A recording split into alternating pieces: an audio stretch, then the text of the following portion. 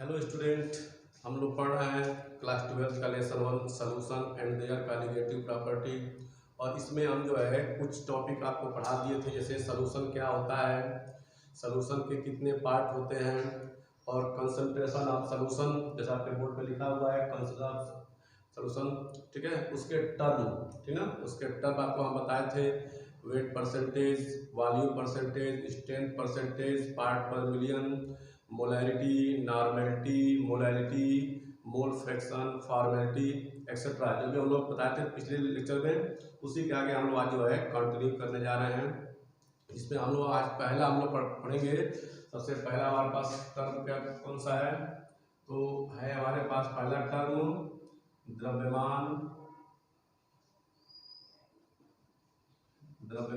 प्रतिशत, या इसको हम जो है भार प्रतिशत भी हम इसको बोल सकते हैं, यानी कि जो है मास परसेंटेज,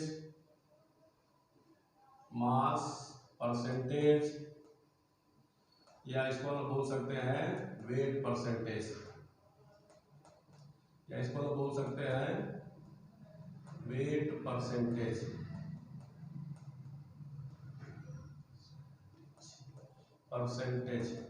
ठीक है, तो ये हमारे पास जो है फर्स्ट कंसंट्रेशन टर्म है, जिसको हम लोग अभी डिस्कस करने जा रहे हैं।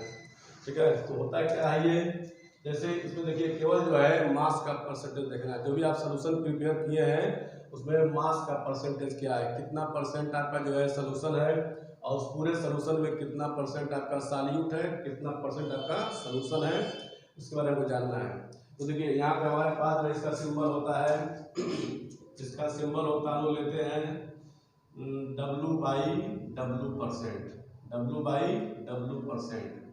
तो ये अपान में जो यहाँ पे जो W दिख रहा है, इसको लोग बोलते हैं वेट या मास, वेट और मास ऑफ सोल्यूशन। ठीक है, ये W क्या है, ये जो है पूरा जो सोल्यूशन है ये उसके मास को इंडिकेट करता है। और यहाँ पे ये जो W दिया हुआ है इसको हम बोलते हैं वेट और मास ऑफ द सॉल्यूट।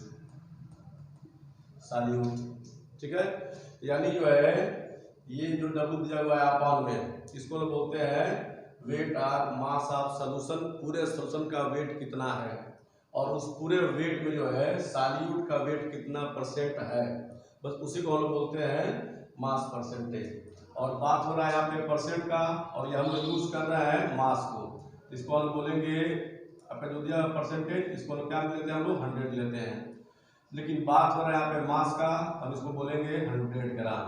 अब बस यही से आप इसको डिफाइन कर लेंगे, तो क्या हो जाएगा, 100 ग्राम के किसी सोल्यूशन में, 100 ग्राम के किसी भी सोल्यूशन में प्रेजेंट सॉल्यूट के मास को हम लोग बोलते हैं मास परसेंटेज या wait percentage. The weight of solute in gram, the mass of solute in gram which present in the 100 gram of a solution as called weight percentage or mass percentage। Clear है, यानी जो है the mass of solute, या बोल सकते हैं the weight of solute which present in the 100 gram of a solution as called mass percentage या weight percentage। तो इसी के थ्रू हम जो है इसको जो है इसका फार्मूला भी लिख सकते हैं।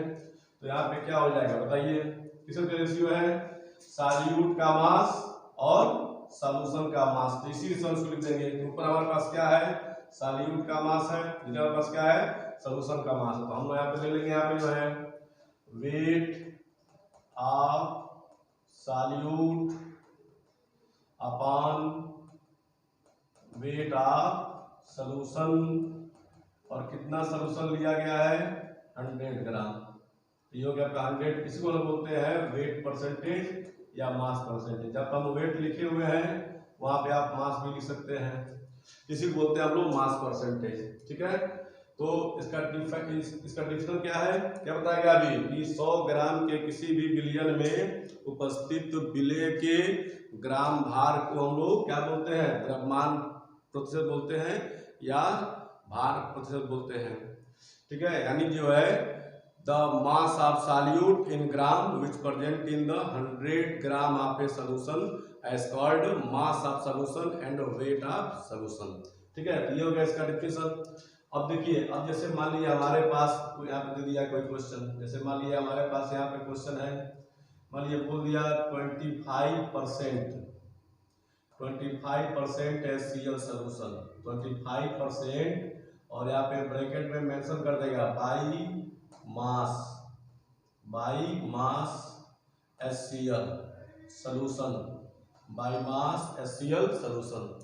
तो अब इसका मीनिंग क्या हुआ, इसका मतलब पूछ देगा, इसका अर्थ क्या है, इसकी मीनिंग क्या है, क्या कहने का मतलब इसके जो है, इसका मतलब ये हुआ कि जो है 25 ग्राम HCl प्रेजेंट इन